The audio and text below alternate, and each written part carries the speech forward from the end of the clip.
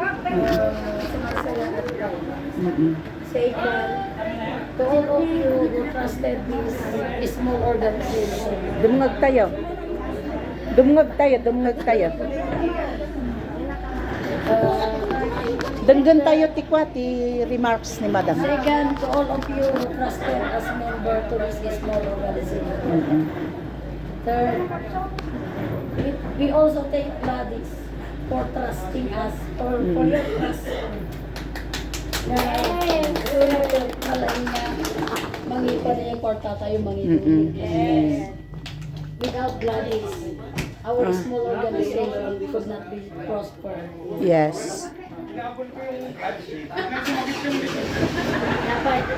mo nga. Bigay kasano nga nagrugi. Okay, Ma'am Gladys. And now we are here for today.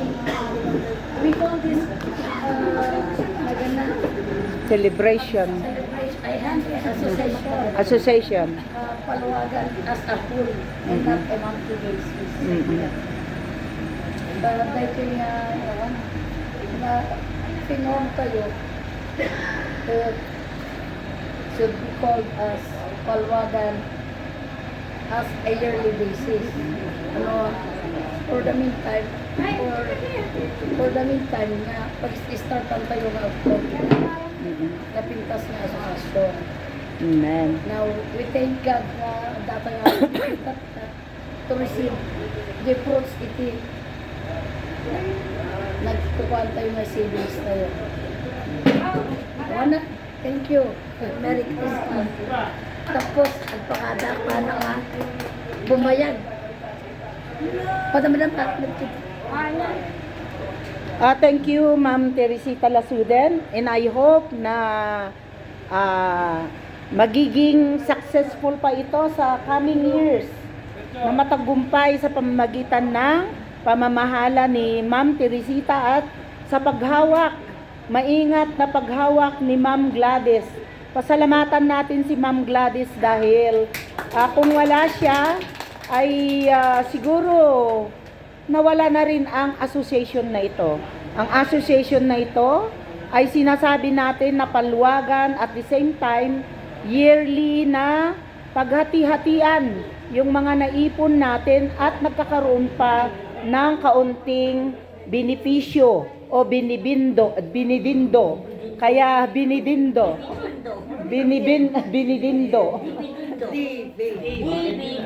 Dividendo. Kaya maraming salamat, Ma'am Gladys. And we welcome natin si Ma'am Gladys at ipaliwanag niya kung paano ito nagsimula at kung paano naging matatag. Let's welcome Ma'am Gladys. Yay! Yay! I'm Gladys, your picture. Ba't paano yung pagsimula nito? Noong COVID. If I was mistaken, 2019. 2019. So 6 years. Wow, 6 years na yan. So, anong punta natin ngayon?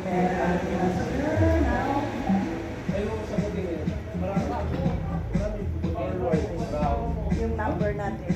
Tayo ngayon this year, 2025, dumami tayo. Wow, dumami. Umabot tayo ng 24 na comparing last year. And good news, malaki ang pera na ipon. Milyones. Ang ano doon, yung kita. Palakpakan natin. Ang naipon natin for the whole year is 460. Wow, dati lang nga grupo. Wow. Grabe, dati lang nga grupo. 400 plus.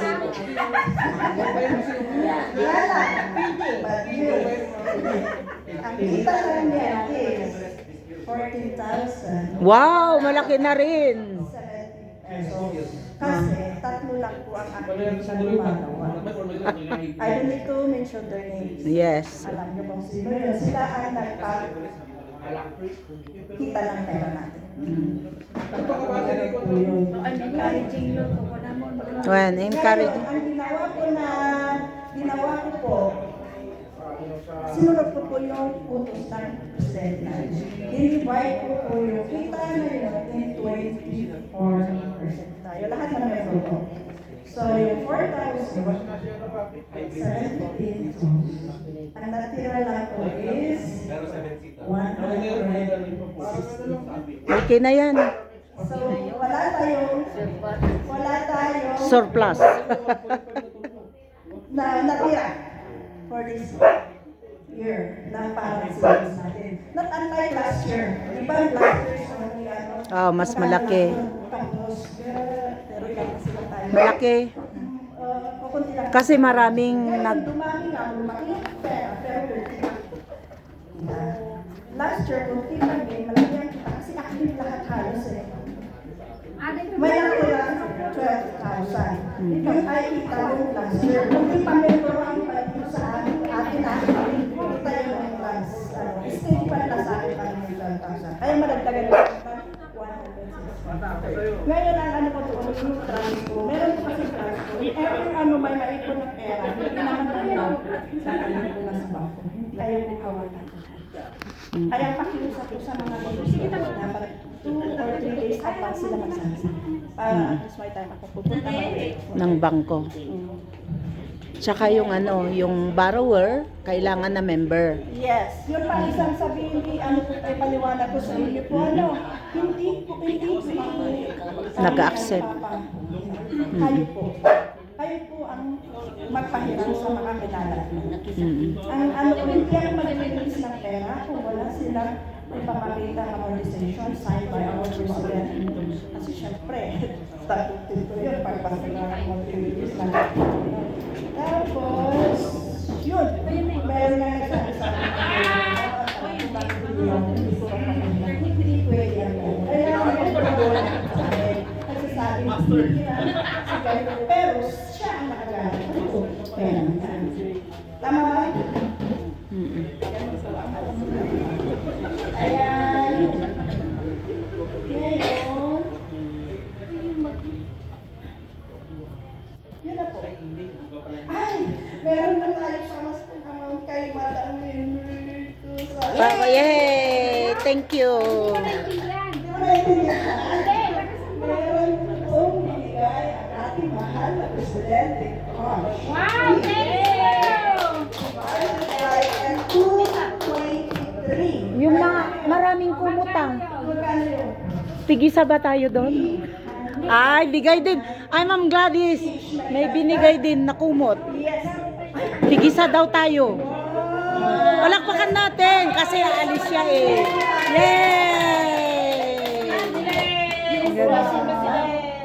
The Lord will richly bless you more and more. Oh, kasi wala akong nabunot doon sa senior. Pati si Madam Rose. Pati si Amen. Yay. Oo, sa atin. Tigisa tayo. O, yan na lang po. Kaya magandang ang ating masasabi kaya inuulit ko po ang nasa aking kamay is 12,000. Divided. Hindi. Ah, Ang natira. Kasi natira. wala talaga natira this year. Gawa ng dumami tayo. Naubos yung kita. At least na i-divide, may dividendo. May dividendo tayo. Meron pa rin may dagdag sa pera. Tapos yung dividendo mo na. Ay, dagdag. Ay, well, thank you very much for blessing once again. And God bless. Merry Christmas sa atin. Gusto ko lang idiin yung yung paghihiram. Kasi naging issue ito. Ang alam nila ay nagpapahiram si Ma'am Gladys. Kaya may ilan na lumalapit sa kanya na akala nila ay pwede sa labas. Pero yung napag-usapan natin noon na nagpapahiram lang tayo kung member yung guarantor. Yung guarantor, yung member, siya ang may consent na ipapahiraman niya yung gusto niyang mag-utang by the consent of the member of this association. Member. Hindi po pwede ang non-member. Pero kung gusto mong i-recommenda, kailangan na guarantor ko, borrower ka. Kapag hindi siya nakabayad, ikaw ang magbabayad. Ganon. Kaya yung ibang member, natatakot sila na mag-guarantor, mag-co-owner. Yun lang ang gusto namin idiin kasi naging controversy yung association natin at nagkalat-kalat na merong pera ang association natin. Akala nila pwede kahit non-member, pero hindi po pwede. Kailangan na tayo po ang manghiram. Kaya kung gusto ninyo na lalaki pa yung dividendo, maghiram tayo. Para sa ganun naman, parang co-op nga sa Baguio Benguet, di ba Ma'am Raquel? Sa BBC. Kung hindi ka manghihiram, wala kang dividendo. O wala kang kita.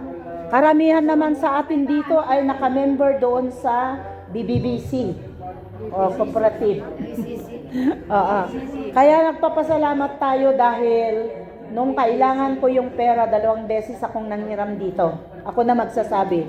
Nanghiram ako dito dahil may project yung pamangkin ko. Ako ang garantor niya. Kaya nagkaroon tayo ng interest na kita. Pangalawa, nanghiram ako dahil may project din ako. Kaya nagpapasalamat ako dahil may grupo tayong ganito na hindi na tayo pupunta kung saan-saan, sino-sino dyan na mas malaki pa sa 5-6. Kaya nagpapasalamat tayo sa grupong ito na itinayo natin dahil maliit lang yung interest. Kaya ganon yung patakaran ng grupong ito. Kaya nagpapasalamat tayo dahil at least may naitutulong in case of emergency. Di po ba? Kaya ang next natin na asan na yung ano ko? Dito madam. Ito yung bag mo. Hindi, yung papel.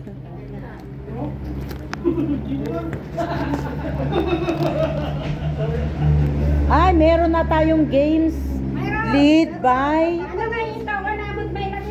by Ma'am Sheila.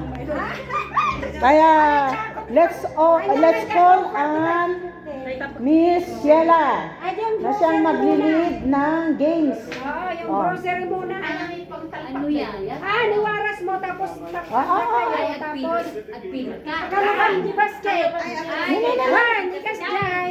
Tapos kalabang so magbirukan di grocery niya. Kalabang bagay. Oh.